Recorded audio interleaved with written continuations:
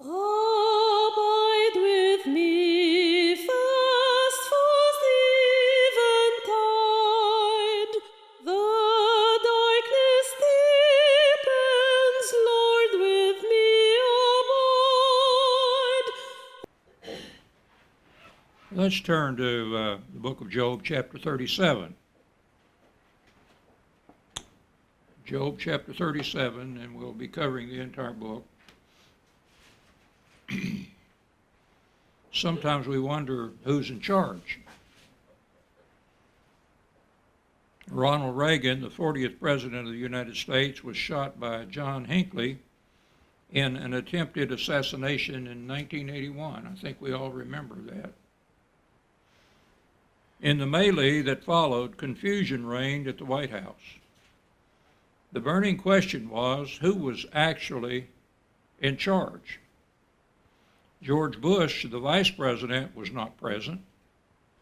At that point, Alexander Haig, the Secretary of State and the former military leader of NATO, took it upon himself to fill the leadership vacuum.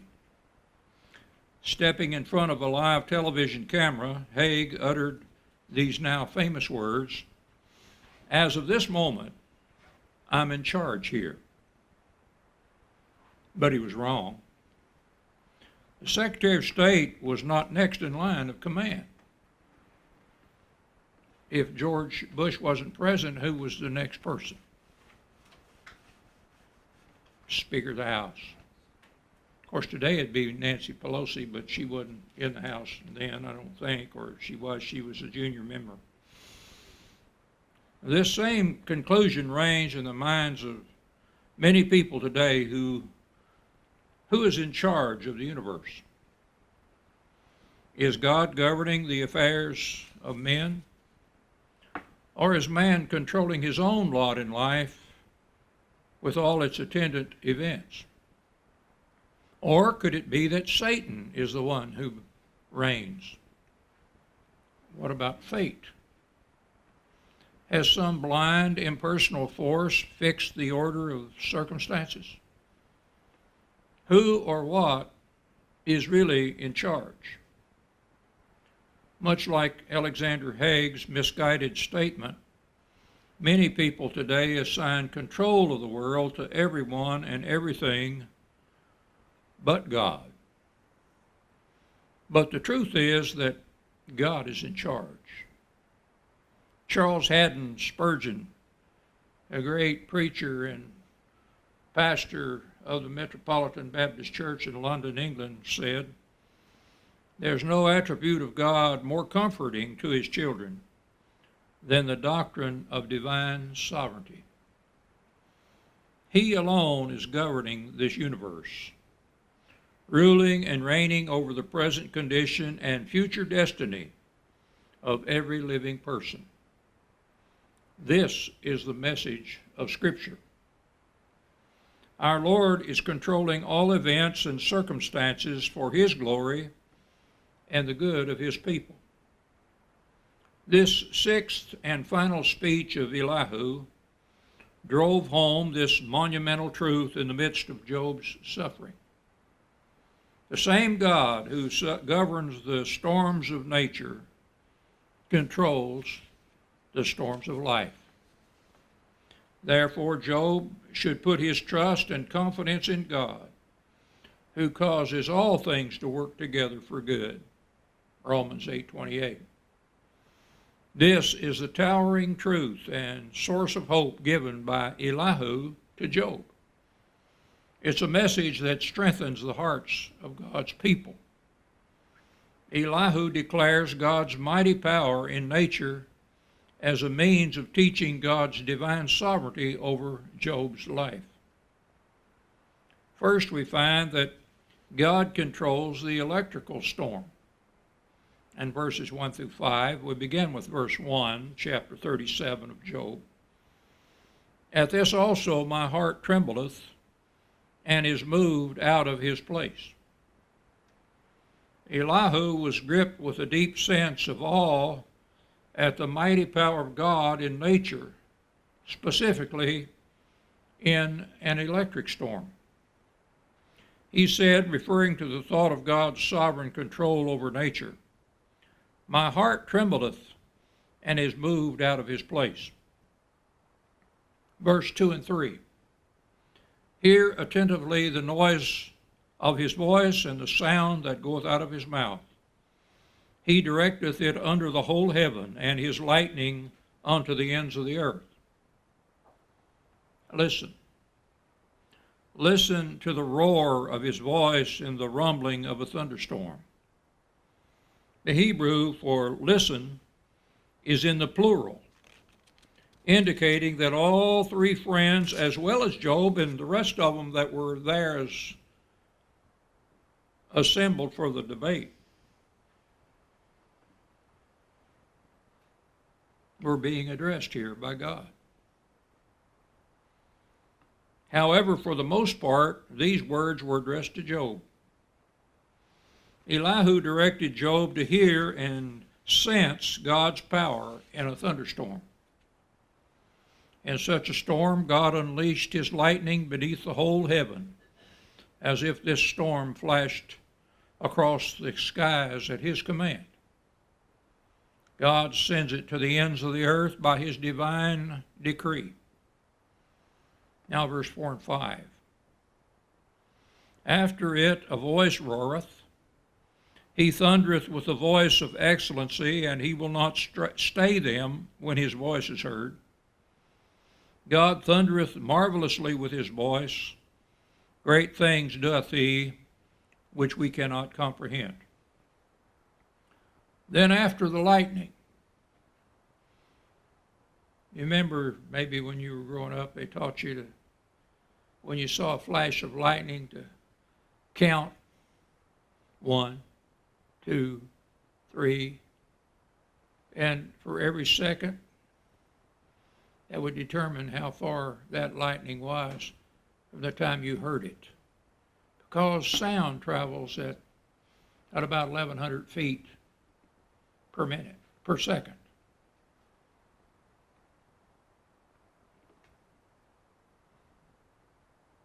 Then after the lightning comes the sound of his roar, the loud booming thunder.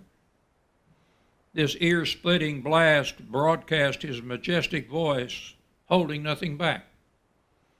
God's voice thunders in this storm, reverberating in man's ears.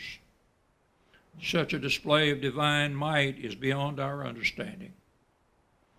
The full measure of God's power is incomprehensible to man. And not only does God control the electrical storm, but God controls the snowstorm. Verses 6 through 10, beginning in verse 6. "For he has said to the snow, Be thou on the earth. Likewise to the small rain and to the great rain of his strength." So shifting his focus to a winter storm, Elihu demonstrated to Job God's awful and awesome power with yet another object lesson. God says to the snow, Fall on the earth, and the snow obeys. He commands the rain shower, and it's brought to pass. Only God exercises such infinite power over his creation. Now verses 7 and 8. "He sealeth up the hand of every man, that all men may know his work.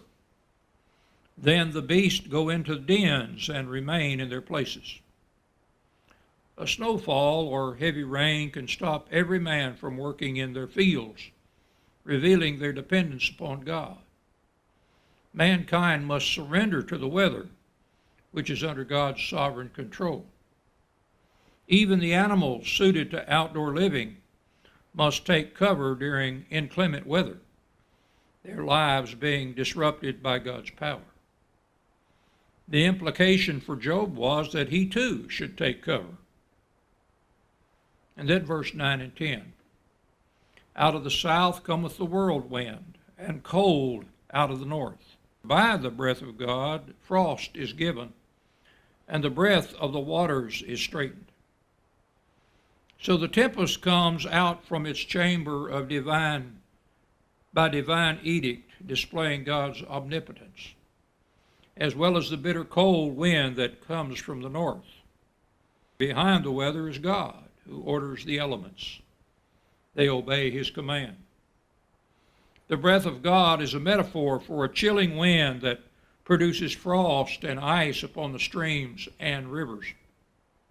And these frozen conditions of the cold winter reminded Job that the painful seasons of life are directed by God, ultimately for man's good. And not only does God control the electrical storms and the snowstorm, but God controls the rainstorm. Verses 11 and through 13, and we'll start with verse 11 and 12. Also by watering he wearieth the thick cloud, he scattereth his bright cloud, and it is turned around about by his many counsels, and that they may do whatsoever he commandeth them upon the face of the world in the earth.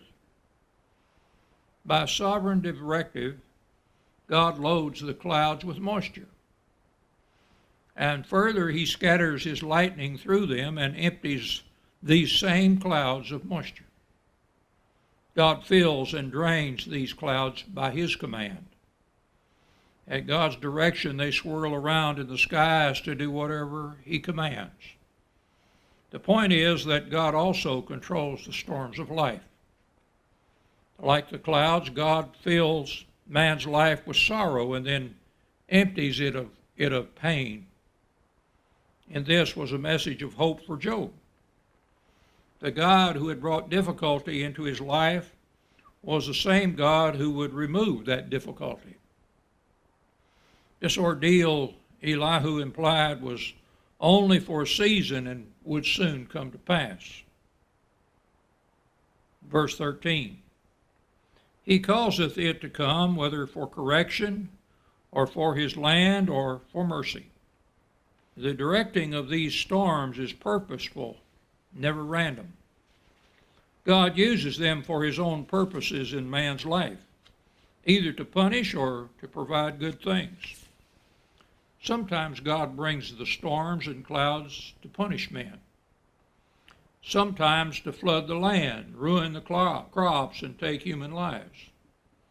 Or conversely, God brings the storm to water his earth and show his love. Sometimes to cool the summer heat, cause the crops to grow, and to provide food for man. Both uses of the storm are from God, whether it to blast or to bless. And not only does God control the electrical storm, the snowstorm, and the rainstorm, but God controls all storms. Verses 14 through 18. Beginning in verse 14. Hearken unto this, O Job, stand still, and consider the wondrous works of God. We're so busy about things that we think are important that we don't even stop and consider what God's doing in our lives. In the light of such divine sovereign power, Job should listen carefully to this profound truth. He should stop and consider God's wonders. Job should be still and contemplate the awesome power of God over man's existence. Job should realize that God is God, working his wonders on the earth. Verse 15, doest thou know when God disposed them and caused the light of his cloud to shine? Elihu asked a series of rhetorical questions in verses 15 through 18. Each question designed to point Job to God and his sovereignty. The implied answer to each of these questions was that God operates beyond the understanding of man. Do you know how God controls the clouds and makes his lightning flash? Of course, Job did not fully understand these profound phenomena. He saw some of God's awesome deeds, but he did not comprehend them, didn't understand it all. The same was true of Job's suffering. Job witnessed the fact that God ordered his circumstances, but he could not grasp how it was worked out in the plan of God for his life. Verse 16. Dost thou know the balancings of the clouds, the wondrous works of him which is perfect in knowledge? Elihu continued to press. Do you know how the clouds hang poised? Job did not consider the magnitude of this reality as he should have. He could see the clouds overhead and he could experience their buffeting and blessing, but he did not understand them. Job, with his finite mind, limited and imperfect as it was, could never grasp the awe-inspiring wonders of him who is perfect in knowledge. God exercises his sovereign will beyond man's finite comprehension. Then verse 17 and 18. How thy garments are warm when he quieteth the earth by the south wind. Hast thou with him spread out the sky, which is strong and as a molten looking glass? Further pressing this point, Elihu addressed Job. You who sweat in your clothes when the land lies hushed under the south wind. Job baked under the summer heat and from the sirocco wind that blew in from the desert. Elihu's next probing question was, can you join God in spreading out the skies hard as a mirror of cast bronze? Ancient mirrors were made of bronze and were unbreakable. And not only does God control the electrical storm, the snowstorm, and the rainstorm, and all storms, but God controls life's storm. Verses 19 through 24. Verse 19, teach us what we shall say unto him, for we cannot order our speech by reason of darkness.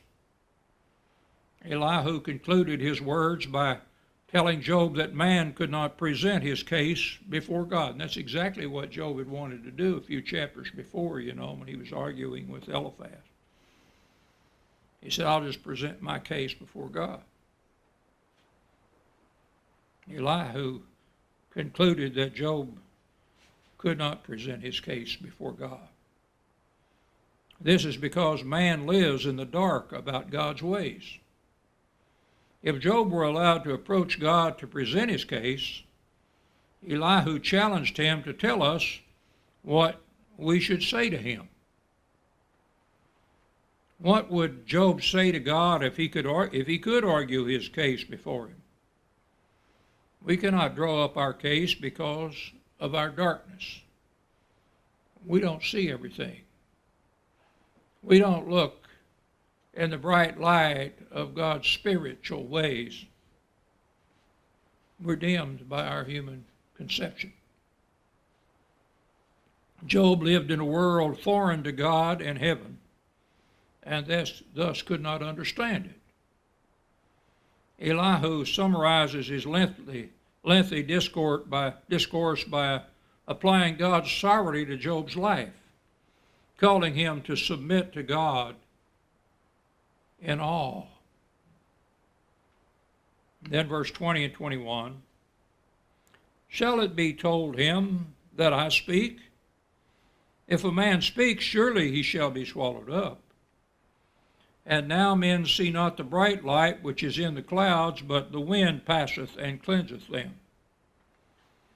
Man is in the dark about the mystery of God's providence. Should God be told that man wanted to speak with him, man would be swallowed up, he says. To challenge God would end in certain death. In Exodus chapter 33, verse 20, Moses found out that he could not see the face of God and live. But because of God's respect for Moses and his leadership of the children of Israel out of Egypt, he said, Moses, you won't be able to see me face to face, but I'll let you see my hindquarters. I'll let you see my back as I pass by. Elihu compared the audacity of telling God what to do with the blinding experience of staring into the sun. No one can look at the sun for long and see clearly. Neither could Job look at God and comprehend him. Verse 22. Fair weather cometh out of the north, with God is terrible majesty. Looking upon and contemplating God in his glory, who comes in golden splendor, would be far more blinding than staring at the sun. God comes in awesome majesty, even exceeding his revelation in creation. Then verse 23, touching the Almighty, we cannot find him out. He is excellent in power and in judgment, and in plenty of justice. He will not afflict. The Almighty is far from our reach. We're not able to understand, argue with, or control him. He is exalted in power, governing all he has created toward its appointed end. In Hebrews we find it is appointed unto man once to die, and after this the judgment. There is an appointed time for you. If you're Christ-centered, if you have trusted Christ as your personal Savior, if you're born again, Jesus has taken your punishment upon him. And the judgment of God has been placed upon Christ. Woe to those that come before God at that appointed time when the judgment is going to be on them. With such absolute sovereignty, man should not fear being abused by God, but should know that he can do only what is right. In his justice and great righteousness, God can be fully trusted. And he can be trusted to do exactly what he said he'd do, for the saved and for the lost. He does not oppress needlessly or unfairly, but works all things for his glory and the glory of his people. Romans 8:28. And then we come to the last verse, verse 24. Men do therefore fear him. He respecteth not any that are wise of heart. Therefore, by Elihu's summation, men revere God. They will honor God only to the extent that they understand these truths about his divine sovereignty and majesty. Elihu concluded by saying, God respecteth not any that are wise of heart. He values not the censures of those who are wise in their own conceit. God will not alter his counsels to oblige them, nor can they prevail with him to do as they would have him do. He regards the prayer of the humble, but not the policies of the crafty. No, the foolishness of God is wiser than men. 1 Corinthians 1:25. A truly wise person reverences and fears God, but Job had become puffed up in haughty pride. Before such a sovereign ruler, Job must submit himself and be silent. George Mueller, I've mentioned him here before, but does anybody know what George Mueller was famous for? He was famed because he was the orphanage director of Bristol, England. Once asked about the secret of his service, someone said, well, what's the secret of your success? It was known far and wide that God met his needs at the orphanage without his making them known. How did he exist, and how did his orphanage exist like this? The simple answer startled the questioner. Mueller replied, "There was a day when I died, utterly died." As he spoke, he bent lower and lower until he almost touched the floor, displaying his submission before God. I died to George Mueller, his opinions, preferences, taste, and will. I died to the world, its approval or censure. I died to the approval or blame given of my brethren and friends. And since then, I have studied only to show myself approved unto God. And this was the place to which Job must come in his relationship with God. Job must die to all self-interest and all desires. He must die to himself in a decisive act of unconditional surrender to God, who is, after all, sovereign over all. And after all, Job was only God's lowly servant, a finite creature made in God's image. Job must offer his life afresh to God in total surrender. You see, it's God that is sovereign. Job, as well as all creation, must yield to God.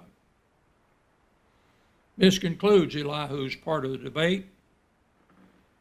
And next week in chapter 38, God communicates with Job. He intervenes in the debate. So that's our message this evening. Steve, would you close us in prayer?